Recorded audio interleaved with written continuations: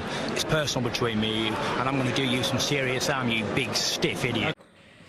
The untouchable True School Sports Empire proudly presents something the boxing games are missing. Hey, what's going on? It's your boy BT, and I came here to talk some boxing with the thousands of True School Sports subscribers. All right, so listen, man, it's getting real rough out here in these streets for Janibek Alimkhanuly, Kazakhstan's very own, because you guys know I like Janibek. I've been on the Janibek train since before there was a Janibek train. I like Janibek ever since I seen him fight 4 years ago on the Lomachenko Anthony Crawler undercard, and I've been covering him ever since then, right? So y'all can save the date. He's got his next opponent. He's got his next date, venue, television network, all that's locked in. So May the 13th, Janibek will be returning to the ring in Stockton, California. Okay, Stockton, California. He'll be making a defense of his WBO middleweight title against none other than Canada's very own Steven Butler. Now, Steven Butler, aka the Sidney Crosby of boxing. Shout out to my guy Usam, the fanboy killer out there in the world. If you see this video, man, shout out to you. He put me on to Steven Butler a couple years, like about a year or two ago. The Sidney Crosby of boxing. Steven Butler, listen, man. Steven Butler is a guy that, all luck goes out to him, because this is his second crack at really making a big statement and a name for himself in the sport. He did challenge for the WBA middleweight world title a couple years ago, 4 years ago, against Ryota Murata, who, by the way, just retired, so happy retirement to the LeBron James of boxing of Japan, Ryota Murata. But he got stopped in that fight, and then he got stopped again in Mexico.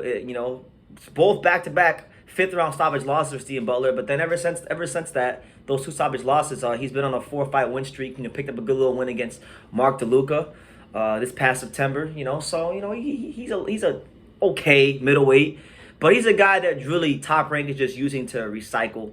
And if Janibek is really not that good, or if Janibek isn't as good as we think he is, then Steven Butler will find a way to beat him, because, man, Janibek, for all the talk, for all the Twitter fingers that he's got for the world, and all the quote-unquote boxing superstars, he needs to go out there and dispatch Steven Butler. But listen, Steven Butler, he's built himself back up. He's on a 4-fight win streak, so I'm sure he's a proud man, and I'm sure the Sidney Crosby of boxing is going to go out there and give his best efforts to go out there and beat up on Janibek and take the title from him. So best of luck to him. This middleweight division needs some excitement. It needs, shake up. So listen, me, I'm always team B side. I'm always, I always like a good upset. So, best of luck to him. But, nothing that I've seen of him in the past really gives me any indication that he's going to go out there and knock out or beat Janibek Alimkhanuly. So it is what it is. I feel like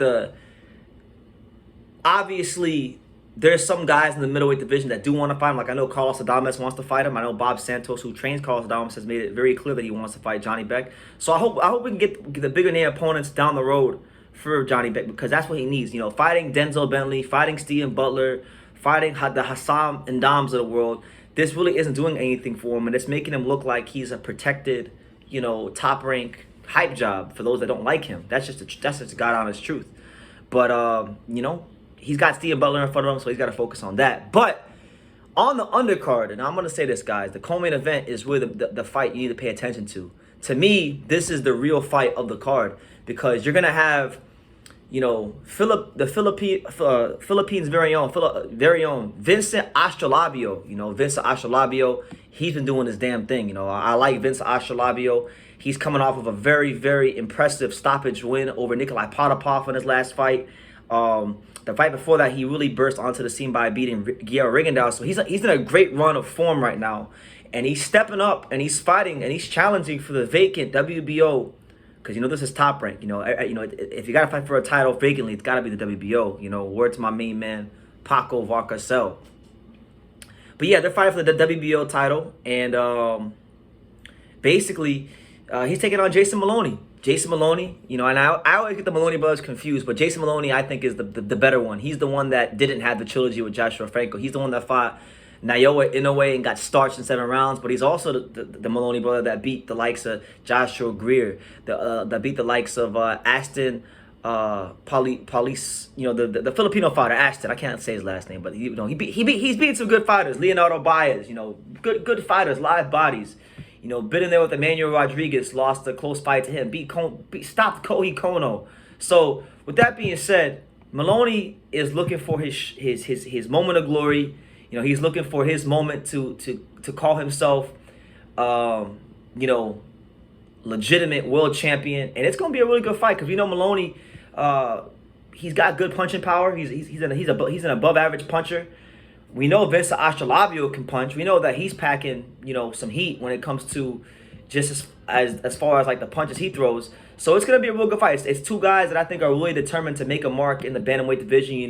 The bantamweight division is now in a place where it's got to sort itself back out because now the belts have fragmented due to Naoya Inoue, who was the undisputed champion, vacating the belts. So it's going to be interesting to see who takes the first step in the post Inoue era in the bantamweight division. And I really think, to me, this is the main. This is truly the main event of the card because these are two fighters like Moloney and Astrolabio. They don't have the pretty records. They don't have they don't have the pretty records, and they don't have the O's, so to speak. These guys have fought live bodies. These guys have fought, top competition. These guys have been in there and tested themselves. So we know we're getting two top grade fighters. It's not like these are guys that have been managed and maneuvered and now they're just stepping up. No, they've had the step ups. They've been through the fire. They've went ahead and we've seen what they're made of, and they've proven themselves to be two legitimate top contenders in the bantamweight division. And now that the top dog is gone, they can now fight it out to see who's gonna be the next top dog. So hell of a fight. Looking very forward to seeing who gets crowned champion because neither Vincent Astrolabio or Jason Moloney has become world champion. So someone's gonna win their first world title, and it's gonna be a great fight. So it's Australia versus the Philippines. Little great international rivalry there. But that's my take on the card. Let me know what you guys think. It's gonna be a great time. May 13th. In Stockton, California, of all places. So make of that what you will. But yeah, Janibek, Steven Butler for the WBO middleweight title. Jason Moloney, Vincent Astrolabio also for the WBO middleweight title. So make of that what you will. Make sure you guys take the time to subscribe. And like I say in every single one of these videos, you can love me or you can hate me. But I'm just a kid from Daniel. So until next time, take it, guys. Thank you for watching another video on the untouchable True School Sports Empire. For more great boxing content just like this video, click right here and make sure you subscribe. Much love from sunny South Florida.